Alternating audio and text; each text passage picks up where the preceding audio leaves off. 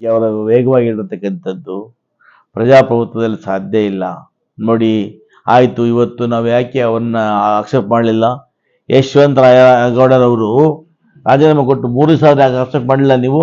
Speaker ಇಲ್ವಲ್ಲ sir, speaker ಇದ್ದಿದ್ರೆ ಅದನ್ನ ಆಕ್ಸೆಪ್ಟ್ ಮಾಡ್ತಾರೆ. ನೋಡಿ, ಡೆಪ್ಯೂಟಿ ಸ್ಪೀಕರ್ ಇದ್ರಲ್ಲ, ಏನೇ ಇರಲಿ, ನಾವು ಅಷ್ಟರ ಮಾತಾಡೋದು ಬೇಡ. ಅದವ್ರು ಯಾವುದೋ ಒಂದು ಹ್ಯಾಂಗಲಲ್ಲಿ ಹೇಳಿರ್ತಾರೆ.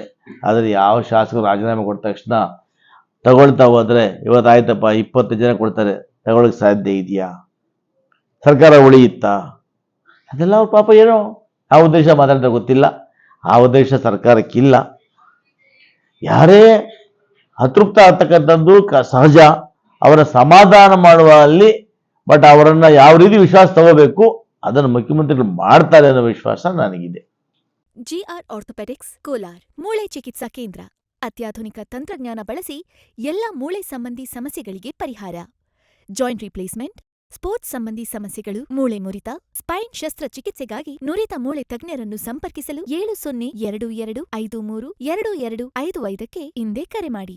ಅವರ ವೇಗವಾಗಿರತಕ್ಕಂಥದ್ದು ಪ್ರಜಾಪ್ರಭುತ್ವದಲ್ಲಿ ಸಾಧ್ಯ ಇಲ್ಲ. ನೋಡಿ, ಆಯಿತು, ಇವತ್ತು ನಾವು ಯಾಕೆ ಅವನ್ನ ಆಕ್ಷೇಪ ಮಾಡಲಿಲ್ಲ? ಯಶವಂತರಾಯ ಗೌಡರವರು ರಾಜೀನಾಮೆ ಕೊಟ್ಟು 3 ದಿವಸ ಯಾಕೆ ಆಕ್ಷೇಪ ಮಾಡಲಿಲ್ಲ ನೀವು?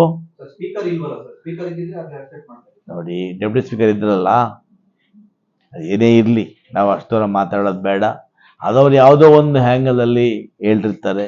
ಆದರೆ ಯಾವ ಶಾಸಕರು ರಾಜೀನಾಮೆ ಕೊಟ್ಟ ತಕ್ಷಣ ತಗೊಳ್ತಾ ಹೋದರೆ ಇವತ್ತು ಆಯ್ತಪ್ಪ 20 ಜನ ಕೊಡ್ತಾರೆ, ತಗೊಳ್ಳೋಕೆ ಸಾಧ್ಯ ಇದೆಯಾ?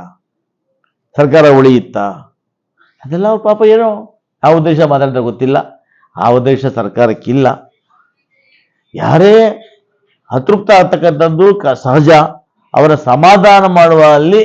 ಬಟ್ ಅವರನ್ನು ಯಾವ ರೀತಿ ವಿಶ್ವಾಸ ತಗೋಬೇಕು ಅದನ್ನು ಮುಖ್ಯಮಂತ್ರಿಗಳು ಮಾಡ್ತಾರೆ ಅನ್ನೋ ವಿಶ್ವಾಸ ನನಗಿದೆ.